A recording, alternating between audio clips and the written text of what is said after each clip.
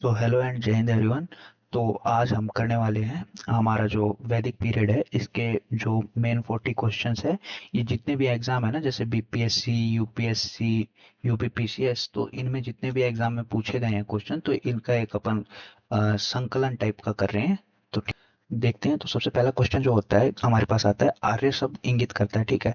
तो आर्य शब्द जो था ना, ये दो चीजों के लिए उपयोग किया गया था। एक तो श्रेष्ठ वंशों को मतलब बताया जाता था, आर्य का मतलब था, और क्लासिकल अर्थ भी होता था इसका। क्लासिक्स में इसको क्या बोला जाता था, तो अ, जो एक उत्तम व्यक्ति है उसको माना जाता था, मतलब उत्तम व्यक्ति या जो सुपीरियर पर्सन होते हैं उस तरह के लिए आर्य शब्द का उपयोग होता था। नेक्स्ट क्वेश्चन की तरफ चलते हैं। अच्छा, आ गया क्वेश्चन। जैसे तो जैसे क्लासिकीय अर्थ में आर्य शब्द का अर्थ था, in classical culture the meaning of word Arya is a Nobel person, है ना। एंड अगर अगले क्वेश्चन की तरफ देखें तो सबसे पुराना वेद कौन सा है, तो यार it is very easy question, Yajurveda जो है सबसे पुराना है। ठीक है। नेक्स्ट क्वेश्चन की तरफ बढ़े अगर, तो निम्नलिखित में कौन सा वेद सबसे अधिक प्राचीन है, सेम क्वेश्चन। तो ऋग्वेदा जो है ये सबसे पुराना है। ठीक है। और ये देखो एमपीपीसीएस और यूपीपीसीएस, उत्तराखंड पीसीएस, इन सभी एग्जाम में ये इस तरह के क्वेश्चन भी पूछे गए हैं। त्रयी नाम है। तो अच्छा देखो, जो ये त्रयी है ना, तो तीन वेदों का समूह है, उसको त्रयी कहा गया है, वेद त्रयी। ठीक है। तो वेद त्रयी में कौन कौन से तीन वेद है भाई, तो ऋग्वेदा है, ठीक है, यजुर्वेदा है, एंड सामवेद है। ठीक है। अथर्ववेद को, इसमें जो परंपरागत ब्राह्मण है ना, जो पुराने ब्राह्मण है, वो अथर्ववेद को वेद नहीं मानते, बिकॉज उसमें ना कई सारी चीजें ऐसी है जो आर्यों की संस्कृति से मैच नहीं करती, आर्यों से रिलेटेड नहीं है। और उसमें ज्यादातर जो टोटमवाद एक शब्द होता है, टोटमवाद का मतलब है कि जो अ, तंत्र मंत्र की विद्या है, इस तरह की चीजों में विश्वास करते हैं, तो उसका ज्यादा जिक्र है उसमें। इस वजह से जो हमारा फोर्थ वेद है अथर्ववेद, इसको वेद नहीं मानते। तो वेद त्रय में ये ऋग्वेद, यजुर्वेद और सामवेद आते हैं। आगे बढ़ते हैं अगर, तो नेक्स्ट क्वेश्चन है, किस वैदिक ग्रंथ में वर्ण का सर्वप्रथम वर्ण शब्द का उल्लेख हुआ था। ठीक है। तो अ, इसका आंसर जो है ऋग्वेदा है। अ, ऋग्वेद में सबसे पहले वर्ण शब्द का उल्लेख मिला था, और ये कहीं पे रंग के अर्थ में हुआ था। ठीक है। और व्यवसाय चयन के मतलब जो किस तरह से आप काम करते हो उसके, उसमें भी सेंस में भी इसका यूज किया गया था। ठीक है। और जैसे आर्यों को इसमें कहा गया था कि वो गोरे रंग के होते हैं, तो गौर वर्ण, और दासों को काले रंग का बताया गया था, तो कृष्ण वर्ण कहा गया था। ठीक है।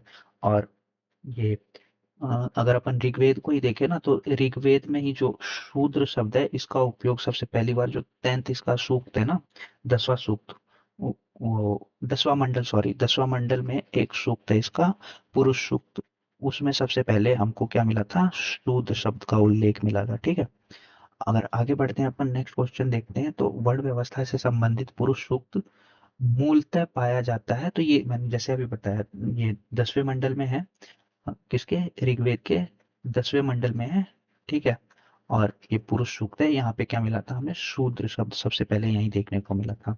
अगर नेक्स्ट क्वेश्चन की तरफ बढ़े अपन, तो ये मैच द फॉलोइंग वाला है। इसमें पूछा गया कि देखो, सभी वेदों के ना अपने अपने ब्राह्मण ग्रंथ है। जैसे कोई वेद लिखा हुआ है, तो उस वेद को समझाने के लिए ना मतलब कई सारे ब्राह्मणों ने उस पे अपनी टीकाएं टिप्पणी लिखी, ताकि उस वेद में क्या लिखा है इस चीज को अच्छे से समझा जा सके। तो उसको ब्राह्मण ग्रंथ बोला जाता है। तो उसी के बारे में पूछा है। और ये जैसे उन ब्राह्मण ग्रंथों में, और ये नेक्स्ट क्वेश्चन है, मैं भी ब्राह्मण ग्रंथ वाला जो मैं बता रहा हूँ। हाँ। आगे इसमें क्या पूछा हुआ है कि इस क्वेश्चन में जैसे कौन सा वेद है वो किस चीज से रिलेटेड है। ठीक है। तो इसमें जैसे देखो, अथर्ववेद है, ये औषधियों से संबंधित है। ठीक है। ऋग्वेद है, ईश्वर की महिमा से संबंधित है, ये भी ठीक है। अच्छा, ये में भी गलती से शायद इसने सही आंसर जो भी है वो मिला दी। तो यहाँ पे देख लो आप, यजुर्वेदा जो है ये बलिदान विधि वगैरह से संबंधित है, और ये सामवेद जो है ये संगीत, शास्त्रीय संगीत इत्यादि से संबंधित है। ठीक है। नेक्स्ट क्वेश्चन देखते हैं अपन। तो ये भी अगेन इसने मैच करके ही दे दिया। सो ऋग्वेद जो है ये प्रेयर से संबंधित है, यजुर्वेद जो है ये रिचुअल से संबंधित है ना। और ये सामवेद जो है ये म्यूजिक से है, और अथर्ववेद ये टोटमवाद इत्यादि जो है ना, कर्मकांड, इन सब से संबंधित है, तंत्र मंत्र एवं वशीकरण से संबंधित है। नेक्स्ट क्वेश्चन अपन देखते हैं। तो निम्नलिखित 4 वेदों में किस एक में जादुई और वशीकरण का वर्णन है? जैसा अभी बताया मैंने, अथर्ववेद में इसका वर्णन है। नेक्स्ट क्वेश्चन है कि ऋग्वेद में कितनी ऋचाएं हैं, है ना? तो इसका सही आंसर है 1028, 1028 जो ऋचाएं हैं इसमें वो लिखे गए हैं, 10 मंडल है ना? और नेक्स्ट क्वेश्चन अगर देखें अपन, तो ऋग्वेद जो है ये क्या है? तो ऋग्वेद मतलब स्रोतों के संकलन के रूप में इसका देखा जाता है, ठीक है? कलेक्शन ऑफ हेमंस, ये मतलब स्रोत यार लिख दिया है इन्होंने, मे बी ये जो होता है ना, ट्रांसलेशन का एरर माना जाता है वैसे तो। इसमें प्रार्थनाओं का इस तरह का होना चाहिए था। नेक्स्ट क्वेश्चन जो है, अच्छा ये जो मैं बता रहा था आपको अभी कि सभी वेदों के अपने अपने ब्राह्मण हैं। तो वही ऋग्वेद क्या है? ऐत्रेय ब्राह्मण। सामवेद का है पंचविशमा। और अथर्ववेद का है गोपथ। और यजुर्वेद का है शतपथ। इसके अलावा भी एक आधे और ब्राह्मण्स हैं इन ग्रंथों के ना, तो वो मैं आपको अभी बता देता हूँ। जैसे ऋग्वेद का एक और ब्राह्मण है कौशिकीय, कौशिकी ब्राह्मण, ठीक है? और ये सामवेद का पंचविषय के अलावा पंचविषय है, और यजुर्वेद का शतपथ के अलावा एक तैत्रीय ब्राह्मण भी है, ठीक है? तो ये आप याद रख लेना, है ना? नेक्स्ट क्वेश्चन जो है अपना, निम्नलिखित में कौन सा ब्राह्मण ग्रंथ ऋग्वेद से संबंधित है?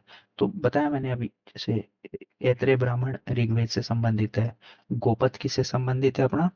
तो गोपथ संबंधित है अथर्ववेद से, ठीक है? ये अथर्ववेद से संबंधित है।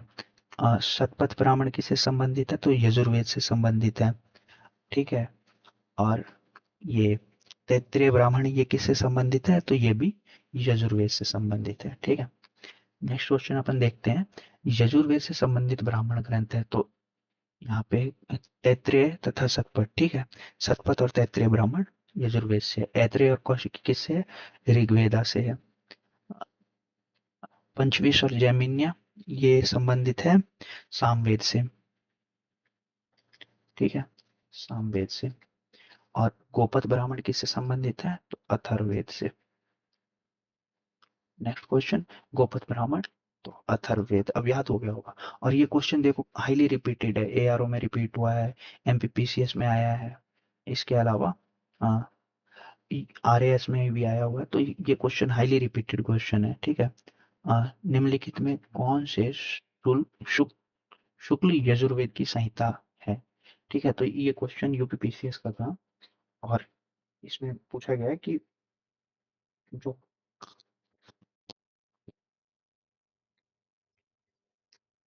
ये यार वाजसैनी जो है, ये है इसका आंसर। ये यजुर्वेद शुक्ल का शुक्ल संहिता से रिलेटेड है, ठीक है? और ये बाकी जो है ये तो ब्राह्मण है, ब्राह्मण ग्रंथ है, ठीक है? नेक्स्ट क्वेश्चन देखते हैं अपन। ऋग्वेद का कौन सा मंडल पूर्णतः सोम को समर्पित है?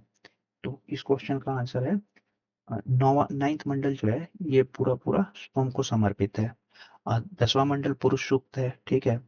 और इसके अलावा एक दो मैं आपको और बता देता हूँ।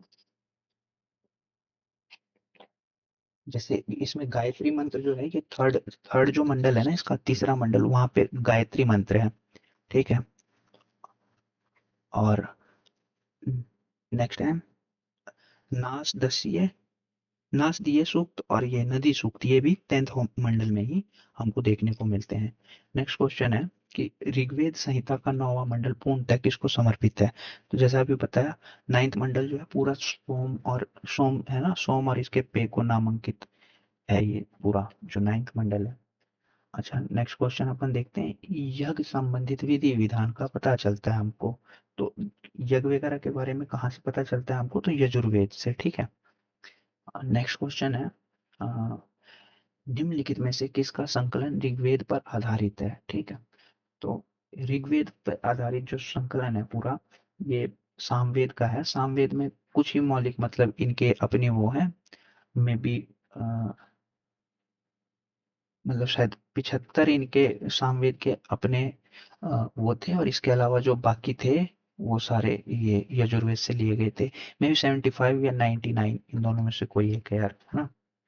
और नेक्स्ट क्वेश्चन अपन देखें अगर कि भारत के किस स्थल की खुदाई से लौह धातु के प्रचलन के प्राचीनतम प्रमाण मिलते हैं। ठीक है, तो यह है अजंती खेड़, अंतर अतरंजी खेड़ा करके एक जगह है। तो ये यहाँ पे देखने को मिलता है, और इसके अलावा भी कई सारे जो स्थल है वहां से देखने को मिलते हैं, जैसे आलमगीरपुर है, ठीक है, मथुरा है, वहां से भी देखने को मिलते हैं अपने को कि लोहे के प्रमाण देखने को मिलते हैं। प्राचीनतम जो है श्रावस्ती है ना, इन सब जगहों से। नेक्स्ट क्वेश्चन इज कि भारतीय उपमहाद्वीप में लोहे का प्रयोग कब शुरू हुआ। तो यार इसमें ये गलत है, गलत है, गलत है। ऑलमोस्ट देखो, जो हमारा ये उत्तर वैदिक काल था ना, उसके आसपास माना जाता है ऐसे। तो 1000 से लेकर के 600 ईस्वी के बीच में भी कहीं पे इसका उपयोग शुरू हुआ होगा। ठीक है, लोहे का उपयोग।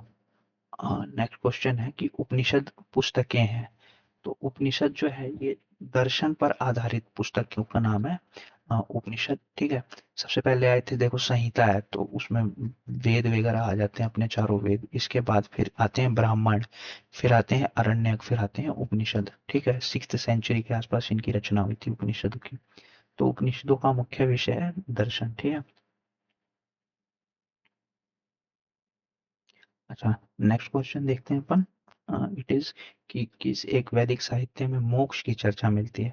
मोक्ष के बारे में कहाँ हमें देखने को मिलता है, तो ये उपनिषदों में ही देखने को मिलता है। ठीक है, उपनिषद यूजुअली क्या होते हैं, ज्ञान मार्गी होते हैं, मतलब ये ज्ञान की बातें जो भी होती हैं वो यहाँ से पता चलती है। ठीक है, एक ही उपनिषद इसका एक्सेप्शन था, जो था ज्ञान मार्गी ना होके वो, मतलब इसके आधारित था पूरा, भक्ति मार्ग के ऊपर था पूरा वो। उसका नाम क्या था यार, राइट नाउ मेरे को अभी याद, हाँ, श्वेताश्वर करके है, मतलब एक उपनिषद है श्वेताश्वर उपनिषद। वो पूरा ज्ञान मार्गी ना होके भक्ति मार्गी हो रखा था। ठीक है, अध्यात्म ज्ञान के विषय में नचिकेता और यम का संवाद जो है, ये कहाँ देखने को मिलता है, तो ये जबलोपनिषद है। जबलोपनिषद था एक, जाबलोपनिषद, वहां पे ये देखने को मिलता है। ये कठोपनिषद का एक पार्ट है। ठीक है, जाबलोपनिषद, सॉरी जाबलोपनिषद मैं गलत बता रहा हूँ। जाबलोपनिषद जो है वो रिलेटेड है इससे, सत्यकाम की कथा से रिलेटेड है। ठीक है, सत्यकाम की कथा से रिलेटेड है जाबलो। और ये कठोपनिषद यम नचिकेता संवाद से रिलेटेड है। I was wrong about that, I am so sorry about that, है ना। नचिकेता आख्यान का उल्लेख है। ठीक है, तो ये कठोपनिषद में है। ओके, नेक्स्ट है उपनिषद काल के राजा अश्वपति शासक थे। तो राजा अश्वपति जो थे वो कहाँ के शासक थे, ये पूछा गया है। तो इसका आंसर है कैकई प्रदेश जो है यहाँ के शासक थे। अच्छा, अगर मतलब आप पुराने कुछ सोर्सेज पढ़ोगे ना, तो यहीं के राजा हुए थे पोरस। कैकई प्रदेश के राजा ही पोरस हुए थे, और पोरस का जो नाम था पर्वतेश्वर नाम था। वो अलेक्जेंडर वगैरह जब आए थे ना, तो वो नाम प्रोनाउंस नहीं कर पाते थे उनका, तो वहां से पर्वतेश्वर से वो पोरस हो गया उनका नाम। ठीक है, नेक्स्ट क्वेश्चन इज कि वैदिक साहित्य का सही कर्म कौन सा है। ठीक है, तो ये तो यार मतलब मैंने अभी बताया आपको कि सबसे पहले संहिताएं आई, फिर ब्राह्मण आए, फिर अरण्यक आए, फिर उपनिषद आए थे। ठीक है, ये पीछे मैंने बताया था, तो ऑप्शन ए इसका सही है। नेक्स्ट इज कि आरंभिक वैदिक साहित्य में सर्वाधिक वर्णित नदी है। तो सबसे ज्यादा जो वर्णन हुआ ना जिस नदी का, वो सिंधु नदी थी। और सबसे पवित्र नदी थी वो थी सरस्वती। ठीक है, और गंगा का भी उल्लेख हुआ है पर कम बार हुआ है। अच्छा, आगे बढ़ते हैं। नेक्स्ट इज कि वैदिक नदी अस्किनी की पहचान निम्नलिखित नदियों में किस एक के साथ की जाती है। तो चेनाब नदी को अस्किनी नदी कहा जाता था। ठीक है, ऑप्शन सी इसका सही है ना। आगे बढ़ते हैं अपन कि ऋग्वेद में निम्नलिखित किस नदी का उल्लेख अफगानिस्तान के साथ आर्यों का संबंध सूचक है। ठीक है, तो ये कुंभा और करमू नदी है ना, इसका उल्लेख अफगानिस्तान में था, मतलब, और वहां से ये रिलेटेड है उससे, आर्यों से रिलेटेड है। नेक्स्ट इज कि वैदिक नदी कुंभा का स्थान अफगानिस्तान में हमने ऊपर किया। तो देख लो ये क्वेश्चन रिपीट होते हैं भाई, ठीक है। ये यूपीपीसीएस में एक बार पूछा गया, उससे पहले फिर यूपीपीसीएस में ही पूछा गया, मतलब 1999 में, फिर 2010 में, और इसके बाद भी आए हैं एक दो बार, है ना। वैदिक नदियों के आधुनिक नामों को सम्मिलित कीजिए। तो इन्होंने शायद मिला करके ही दे दिया। कुंभा काबुल में था, पुरुष रावी, सदानीरा गंडक, और ये सुतुद्री सतलुज को कहा गया, ठीक है। ये मिला के दे दिया इन्होंने। नेक्स्ट इज कि महाभारत काल में महानदी का नाम था। तो महाभारत काल में महानदी का क्या नाम था ये पूछा गया। तो इसमें से कोई नाम नहीं था, मतलब ना कावेरी था, ना ताप्ती, ना गंगा, ठीक है, ना महानंदा। महाभारत काल में इसका महानदी का नाम शायद चित्रलोपा था, ठीक है। चित्रलोपा था, और इसका उल्लेख महाभारत में मतलब भीष्म से रिलेटेड किया गया था। नेक्स्ट इज निम्नलिखित में से कौन सी प्रथा उत्तर वैदिक काल में प्रचलित हुई।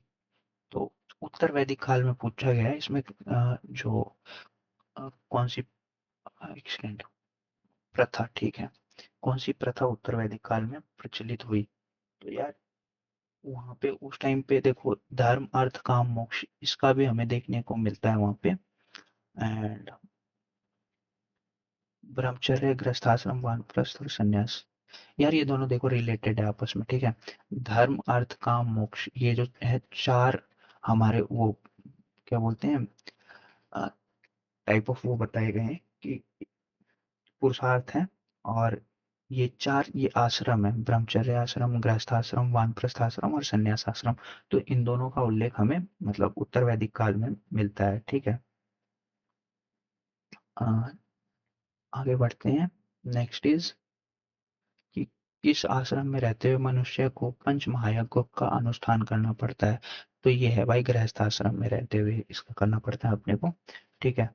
अ, और पांच महायज्ञ कौन कौन से होते हैं, तो एक ब्रह्म यज्ञ होता है, ठीक है, देव यज्ञ होता है, पितृयज्ञ होता है, मातृयज्ञ होता है, और अतिथि यज्ञ होता है, ठीक है।